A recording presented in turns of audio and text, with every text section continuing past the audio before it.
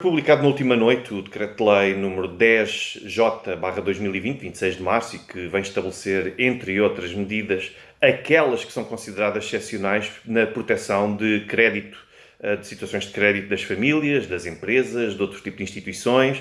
Portanto, em termos gerais e em resumo, a quem é que efetivamente se aplicam as medidas de proteção? Desde logo às empresas, ou seja, estamos a falar de pessoas coletivas. E a que tipo de empresas? Aquelas que concebem ou que exerçam atividade em Portugal, as micro, pequenas e médias empresas, e depois também aquelas que não estejam em mora ou em cumprimento, que não estejam insolventes e que não tenham dívidas à Autoridade Tributária e Segurança Social. É muito importante perceber que esta medida visa, acima de tudo, porque pode causar alguma estranheza. Por que motivo é que as médias empresas, se considerarmos que uma média empresa pode ter até 249 funcionários e um volume de negócios igual ou inferior a 50 milhões de euros, portanto estamos a falar de uma pessoa coletiva com alguma capacidade financeira, algum poder no mercado, mas por que motivo é que isto se aplica a este tipo de empresas?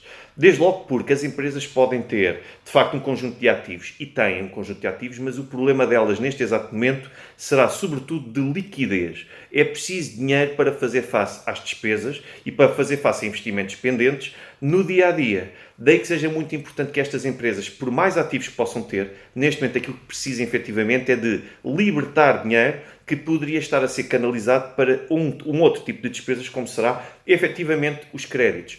No entanto, eu critico esta legislação porque acaba por ter uma técnica legislativa um pouco estranha. Ou seja, por um lado, visa diretamente as micro, pequenas e médias empresas nas referidas condições em que eu disse. No entanto, acaba por ter um outro problema. É que acaba por, no número imediatamente a seguir, dizer que esta lei acaba também por ser aplicável a empresas de qualquer dimensão, desde que não seja no setor financeiro. Ora, então se assim é, por que motivo é que se entendeu discriminar, por um lado, as micro, pequenas e médias empresas, parece mais um chavão político, se depois, imediatamente a seguir, acaba por se contemplar todo o tipo de empresas, com exceção do setor financeiro. Ou seja, isto a partir do que poderá significar é que, por um lado, até desde que sejam micro, pequenas e médias empresas, com aquele volume de negócio, aquele número de funcionários, podem estar abrangidas, mesmo sendo do setor financeiro, com o número superior, só não podem beneficiar do setor financeiro. Ainda assim, acaba por ser uma técnica um pouco confusa, porque cria numa linha uma exigência e depois na outra acaba por abrir essa possibilidade a um conjunto de empresas que pode deixar dúvidas mesmo para as restantes.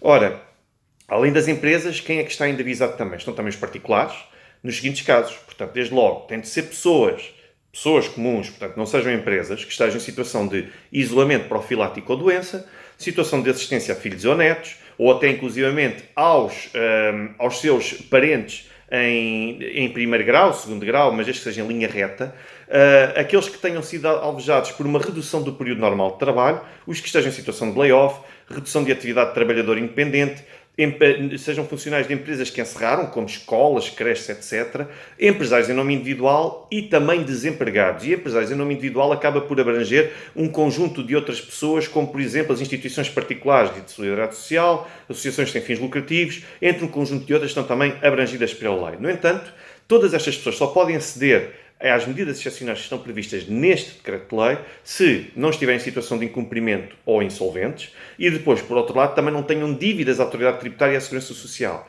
Há ainda uma outra particularidade.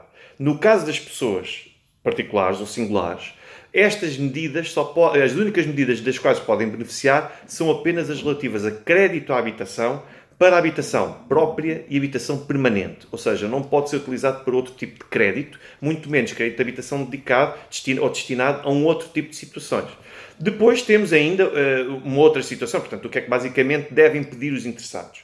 Entre outros, podem pedir uma de duas coisas. Em primeiro lugar, a suspensão ou prorrogação das rendas e dos juros por um prazo de 6 meses, ou então podem pedir também que só o reembolso total ou parcial do capital que seja suspenso. Os juros, que deveriam ser a grande medida visada por esta medida, acabam por, a suspensão do pagamento de juros acaba por não estar visada. Mas, se fosse permitido que as pessoas fizessem o pagamento de capital apenas, então aí sim poderíamos estar aqui perante um efetivo benefício. Ora bem, o que é que devem fazer os interessados? Devem remeter, por meio físico ou eletrónico, à instituição mutuante, neste caso os bancos, uma declaração de adesão a este tipo de medida, indicando de que forma é que pretendem beneficiar, preencham aquelas condições e depois acrescentar naturalmente também os documentos comprovativos. Ora bem, temos aqui uma outra situação, que é as pessoas, os particulares, que não estão abrangidos por estas medidas. O que devem fazer? Essas pessoas vão ser muito provavelmente contactadas pelos bancos. Todos os bancos, praticamente, pelo menos 3, 4, já estão a avançar com medidas no sentido de garantir a suspensão das prestações durante um período de 6 ou a 12 meses, mas, no entanto, o que eu recomendo? Pessoas que tenham liquidez e que não estejam numa situação de verdadeira aflição e que se encontrem fora daquelas pessoas que estão ali contempladas, a meu ver, devem continuar a pagar o empréstimo. Porquê? Porque se o fizerem, se forem recorrer à suspensão do pagamento do empréstimo, das duas uma, em casos como os da Caixa Geral de Depósitos, em que só suspende o pagamento do capital, as pessoas continuarão a pagar juros e vão pagar mais 6 meses de juros do que aqueles que deveriam em situações normais. Ou seja, estão a aumentar a sua capacidade de dívida junto das instituições bancárias, porque há muito mais dinheiro que vão acabar por perder neste prazo de 6 meses. Portanto, não é recomendável. Esta medida só é recomendável a quem estiver efetivamente numa situação complicada em termos financeiros. Depois temos uma outra, é que ao mesmo tempo que os bancos estão já a propor voluntariamente a moratória nas suas condições para as pessoas que não estão abrangidas por este decreto-lei, ao mesmo tempo alguns bancos, como o Banco Santander, estão a propor que as pessoas façam pagamento também ou recorram a um crédito pessoal que eles propõem, que já está pré-aprovado e que automaticamente fica disponível.